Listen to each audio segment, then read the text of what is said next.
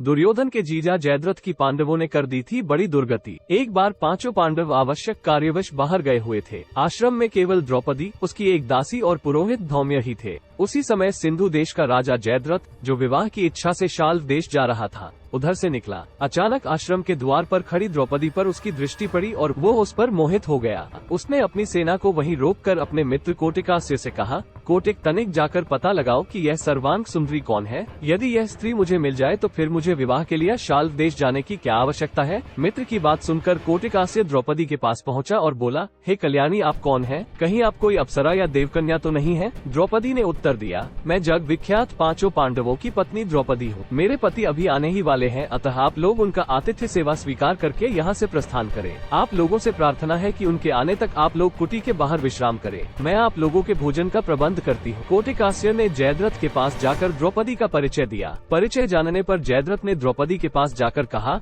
हे द्रौपदी, तुम उन लोगों की पत्नी हो जो वन में मारे मारे फिरते हैं और तुम्हें किसी भी प्रकार का सुख वैभव प्रदान नहीं कर पाते। तुम पांडवों को त्याग कर मुझसे विवाह कर लो और संपूर्ण सिंधु तथा सौबीर देश का राज्य सुख भोगो। जयद्रथ के वचनों को सुनकर द्रौपदी ने उसे बहुत धिक्कारा, किंतु कामाद जयद्रथ पर उसके धिक्कार का कोई प्रभाव नहीं पड़ा और उसने द्रौपदी को शक्तिपूर्वक खींचकर अपने रथ में बैठा लिया। गुरु धौम्य द्रौपदी की रक्षा के लिए आए तो उसे जयद्रथ ने उसे वहीं भूमि पर पटक दिया और अपना रथ वहां से भगाने लगा। द्रौपदी रथ में विलाप कर रही थी और गुरु धौम्य पांडवों को पुकारते हुए रथ के पीछे पीछे दौड़ रहे थे। कुछ समय पश्चात जब पांडवगण वापस लौटे तो रोते कलपते दासी ने उन्हें सारा वृतांत कह सुनाया। सब कुछ जानने पर पांडवों ने जयद्रथ का पीछा किया और शीघ्र ही उसकी सेना सहित उसे घेर लिया। दोनों पक्षों में घोर युद्ध होने लगा। पांडवों के पराक्रम से जयद्रथ के सब भाई और कोटिकास्य मारे गए तथा उसकी सेना रणभूमि छोड़कर भाग निकली। सहदेव ने द्रौपदी सहित जयद्रथ के रथ पर अधिकार जमा लिया। जयद्रथ अपनी सेना को भागती देखकर स्वयं भी पैदल ही भागने लगा। सहदेव को छोड़कर शेष पांडव भागते हुए जयद्रथ का पीछा करने लगे। भीम तथा अर्जुन ने लपक कर जयद्रथ को आगे से घेर लिया और उसकी चोटी पकड़ ली। फिर क्रोध में आकर भीम ने उसे पृथ्वी पर पटक दिया और लात घूंसों से उसकी मरम्मत करने लगे।